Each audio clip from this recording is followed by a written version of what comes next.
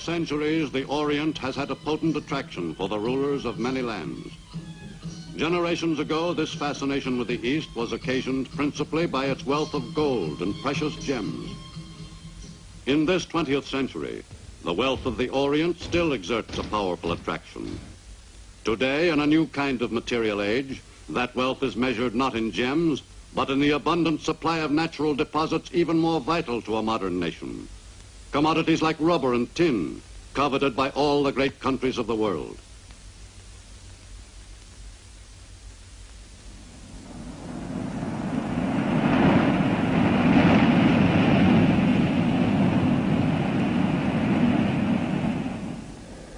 In Washington, in March 1935, an important new chapter was begun in the history of a group of 7,000 islands, lying some 10,000 miles away in the Pacific. The Philippines were represented at the White House ceremony by the President of their Territorial Senate, Manuel Quezon.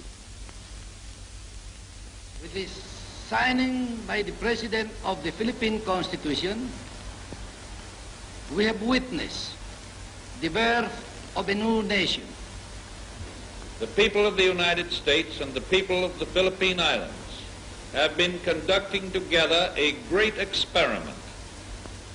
And during the period of the Commonwealth government, this experiment will continue until the ultimate withdrawal of the United States sovereignty and the establishment of complete independence. But on the other side of the world, Japan had no such altruistic intentions toward its neighbor to the south. During the 1930s, the Japanese were preparing for the day when they would take away independence, not grant it.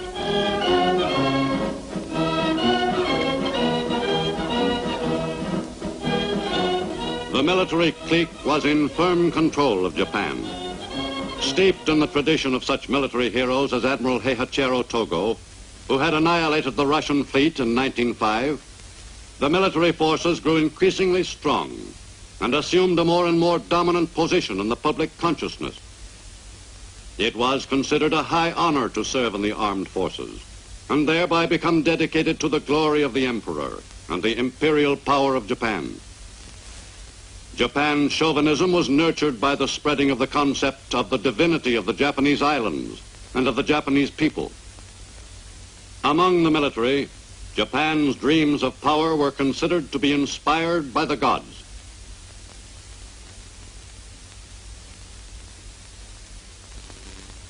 The acceptance of the militarists in the Japan of the 1930s was attributable partly to the fact that no wars had ever been fought on the Japanese homeland. The propaganda of the militarists presented war as a succession of glorious deeds and of heroic sacrifices made for the honor of their ancestors and in the name of their emperor. Soon, Japanese military leaders began to assume the stature of minor gods themselves. With this growing support of the militarists, the Japanese Empire moved closer and closer to a large-scale war, a war which might well involve all the peoples of Eastern Asia and Oceania. From the heart of Japan, the Philippine archipelago was only 1,500 miles distant. Lying directly in the path of a Japanese southward thrust, the Philippines were an obvious target if war should come. Japanese interest in the Philippines was apparent long before war erupted in the Pacific world. Thousands of Japanese had settled in the Philippines and had managed to make a fair living in the islands. The bond between the two Oriental peoples was stronger than most Westerners realized in the years which preceded the war. Relations between the Japanese and Filipinos were, for the most part, friendly.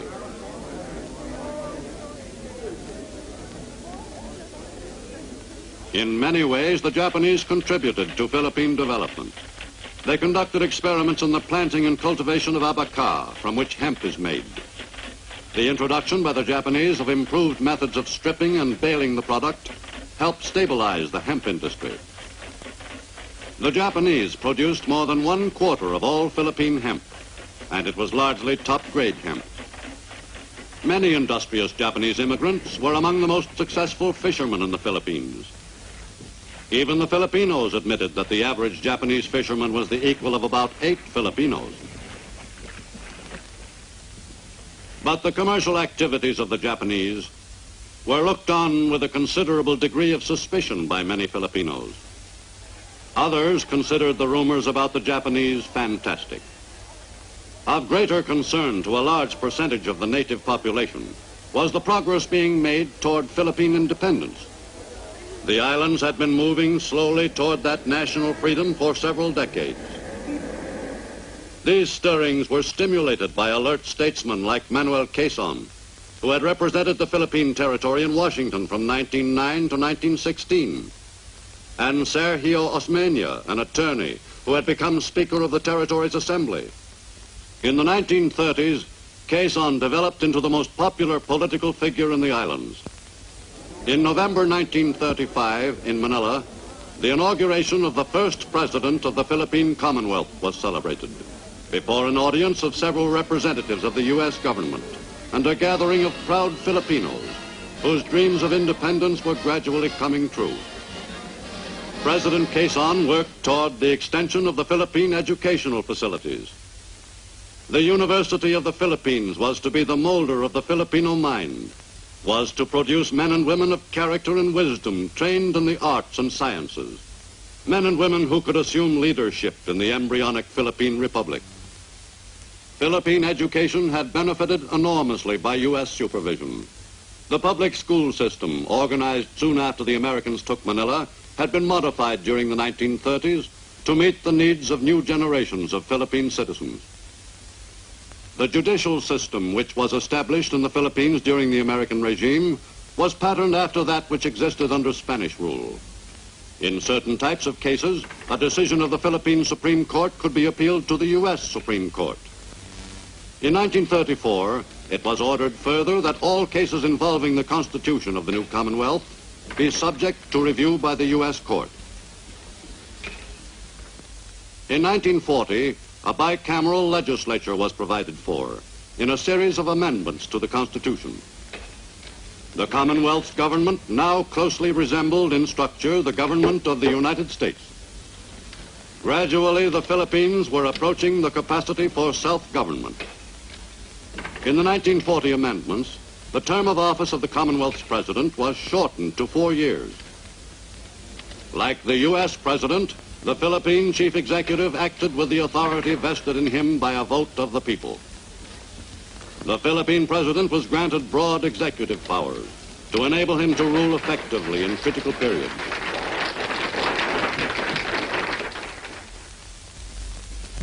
But Philippine capabilities for defending the islands throughout the 1930s were slight indeed. Filipinos were thrilled by parades and martial music. But even in 1940, the Commonwealth president was openly pessimistic about the country's ability to defend itself successfully against a strong aggressor. The Philippine Army was being enlarged by some 40,000 conscripts a year. But at that rate of expansion, the desired strength of the Philippine Reserve, 400,000 men, would not be achieved until 1946. In 1940, there were some 6,000 Philippine scouts on active duty in the pay of the U.S. government.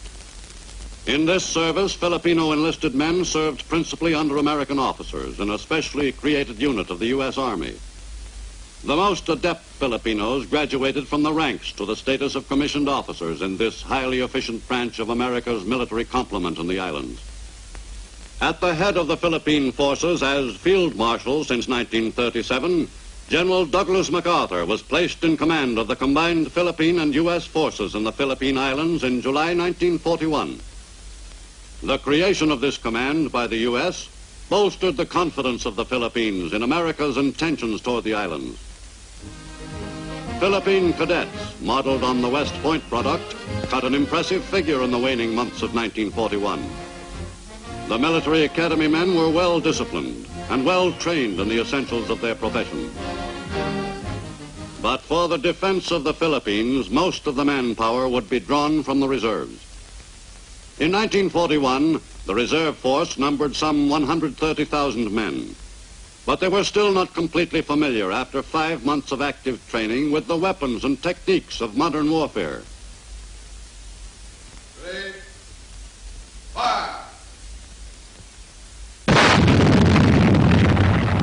To supplement U.S. Army forces in the Philippines, the 4th Marine Regiment had arrived from its China station in early December 1941. The U.S. Air Force in the Pacific, which had consisted of a handful of obsolete planes in 1939, was strengthened by the addition of several shipments of new planes during 1941.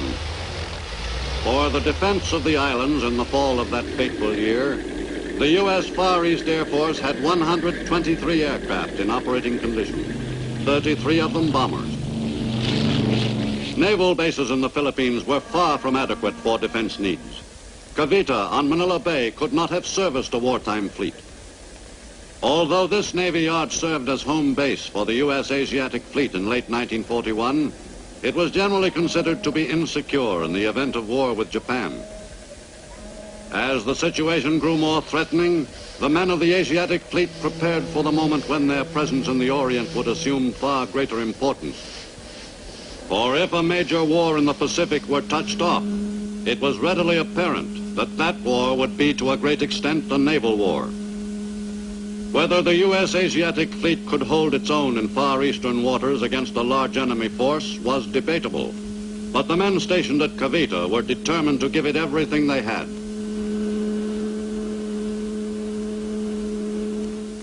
For peace in the Pacific, time was running out. Early on December 8th, Japanese pilots prepared to take off for the glory of the Emperor on the strikes which would plunge the Pacific world into a catastrophic war. When Nippon embarked on its program of large-scale conquest, its forces were ready to lash out immediately at a number of targets of prime importance. From Japanese bases on Formosa soon after daybreak, the advance guard of the attacking forces started south. Only 270 miles away lay the great, sprawling Philippine archipelago.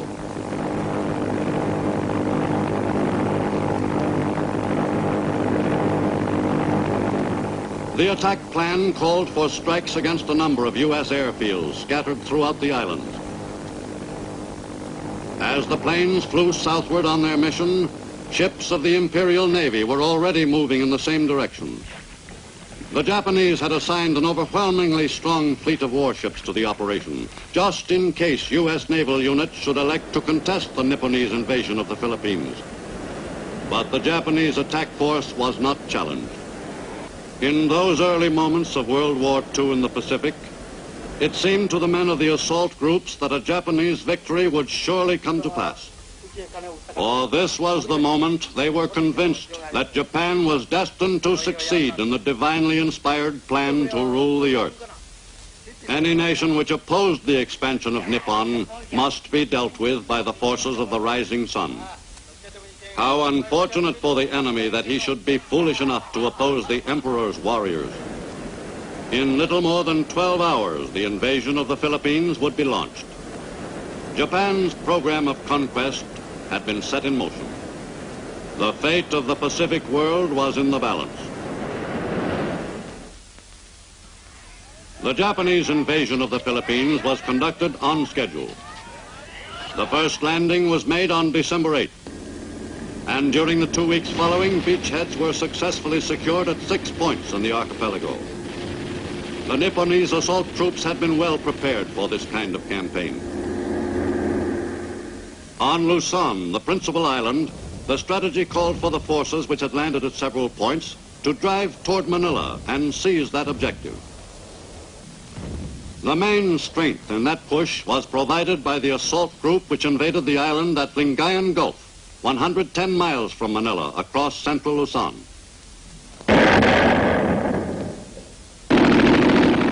By Christmas, Japanese invasions had been made at 9 points in the Philippines, and the campaign to seize control of this important strategic area was well underway.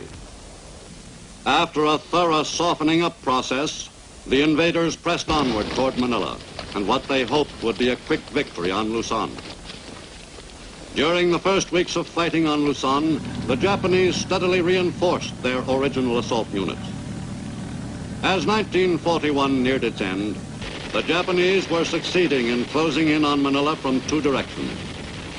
The Japanese plan for choking off the Philippine capital was working perfectly.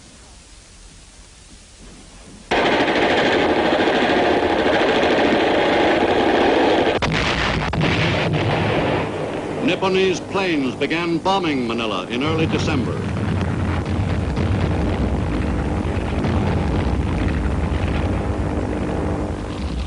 The air attacks continued as the invading ground forces drew closer to the Philippine capital.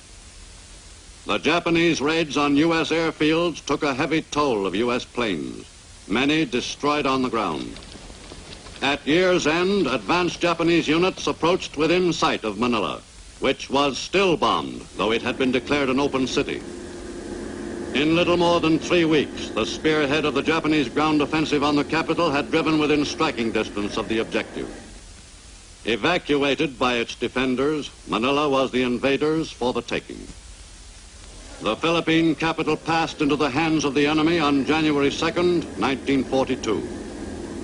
The Nipponese claimed they were liberating the island, but most Filipinos scarcely considered it liberation.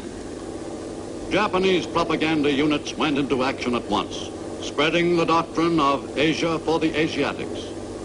Are we not all of the Far East, they asked. The advantages of life in the greater East Asia co-prosperity sphere were dinned into the consciousness of Filipinos of all ages. Mga kababayan, ang mga Hapon ay hindi nating kalaban. Some Filipinos helped the Japanese in their campaign. In Manila's streets, Filipino collaborationists spoke to their countrymen in Tagalog, a Philippine native tongue. The conquerors blamed the Philippines' troubles on the U.S. But their campaign was not an overwhelming success. Most Filipinos remained unconvinced. They remembered the story of Japanese rule in China and Manchuria. The greater East Asia propaganda continued throughout the occupation, but it needed strong backing. In mid-March, with the enemy in control of almost all of Luzon, General Douglas MacArthur, the American commander, left the island on orders from Washington and assumed new duties in Australia. The general arrived on the down-under continent to take over the preparations for mounting an offensive against the enemy at the earliest opportunity. The general's family, part of the small group which had made the hurried journey from the Philippines, remained as close to him as his military associates during those trying wartime years. This was only the first stop in a series of moves which would eventually lead the MacArthurs north again.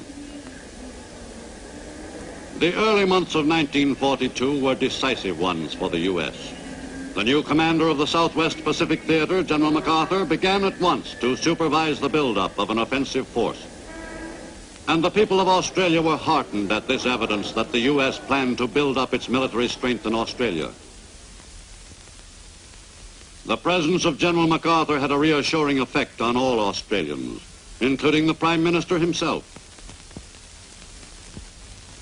In Manila, the start of the Japanese occupation was celebrated by the invaders with a parade through the center of the city. The seizure of the Philippine capital gave the Nipponese more satisfaction than most of their other conquests. Most gratified of all was the Japanese commander, General Masaharu Homma, to whom this day was one of the most memorable of his military career. General Homma would have found it hard to believe that this city, whose people regularly paid him deference on Japanese proclaimed holidays, would 4 years later be the setting for his execution for war crimes. But during early 1942, it was hard for the Filipinos to see beyond the Japanese occupation, to visualize their country again free from the yoke of the conqueror. Under Japanese rule, some Filipinos openly collaborated with the invaders.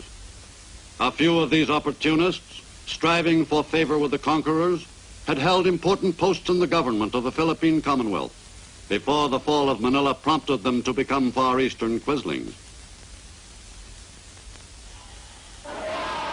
Most active of the Filipino collaborationists was Jose Laurel, former Associate Justice of the Philippine Commonwealth Supreme Court. Laurel became a spokesman for the Japanese, and for his labors was subsequently rewarded by being made puppet president of what the Japanese euphemistically termed the Independent Republic of the Philippines. Soon after the invaders gained control of most of the Philippines, the produce of the country attracted their attention. A program of systematic looting of the island's products began. The new rulers appropriated everything they wanted, including vitally needed stores of rice, tinned foods, and cotton. In the tradition of aggressors throughout recorded history, the Japanese seized everything which might prove of any value to them and deprived the inhabitants of the produce of their country. Japanese greed and the confiscation of Philippine goods provided an effective contrast to the high-sounding promises the invaders had made to the conquered nation. The greater East Asia co-prosperity sphere worked in only one direction. In late April 1942, Corregidor in Manila Bay was the last outpost to resist the Japanese invaders of Luzon. For almost a month, the Japanese bombarded the island fortress with every weapon at their command.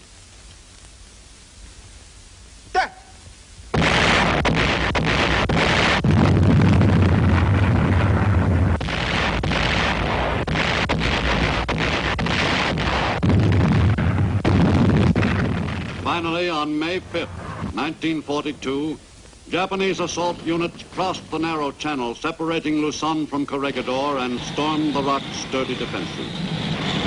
After nearly 24 hours, fighting on the island ceased on May 6th.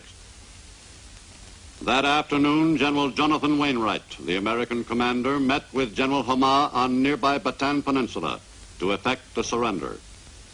At first, the American commander surrendered only those forces on Corregidor and neighboring islets in Manila Bay, but not the American units still fighting the Japanese elsewhere in the Philippines. Later, however, General Wainwright was forced to surrender all his Philippine units, and in a tremulous voice he announced his action to them over the Japanese-controlled radio. The historic statement was recorded by the gloating conquerors. This is Lieutenant General J.M. Wainwright. To put a stop to further useless sacrifice of human life on the fortified islands, yesterday I tendered to Lieutenant General Conway, the Commander-in-Chief of the Imperial Japanese Forces in the Philippines, the formal surrender of all American and Philippine Army troops in the Philippine Islands. This decision on my part, it was realized, was forced upon me by means entirely beyond my control. General Homa, the Beast of Bataan, soon set out to visit the scene of the epic battle for the island fortress. After a difficult campaign which had lasted 5 months, the invaders had finally succeeded in overpowering the remnants of the American Luzon force. The final battle had been one of the most bitterly fought defenses in history.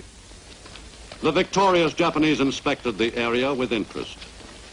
The valiant stand made by the U.S. 4th Marine Regiment, with a mixture of soldiers, sailors, and Filipinos attached, will never be forgotten by the Japanese who participated in the battle for Corregidor. The victors were especially curious about the weapons which had caused them so much trouble before the assault troops overran the island's defenses. After the capture of Corregidor, the Japanese quickly gained control of all the Philippines. In the United States, a month later, the Philippine Commonwealth government was represented by its president in exile, Manuel Quezon. The first steps toward Philippine independence, so hopefully planned 7 years earlier in Washington, had received a staggering setback. But with the support of the United States, the Philippines would fight on against the Japanese aggressors to a final victory on some glorious future day. I shall not tell the government and people of America what they should do by us in the days to come. Ruin and destruction have neither daunted our spirit nor lessened our faith in America. During early 1942, the toughest job the U.S. faced was containing the Japanese overwater advance. That job was the Navy's.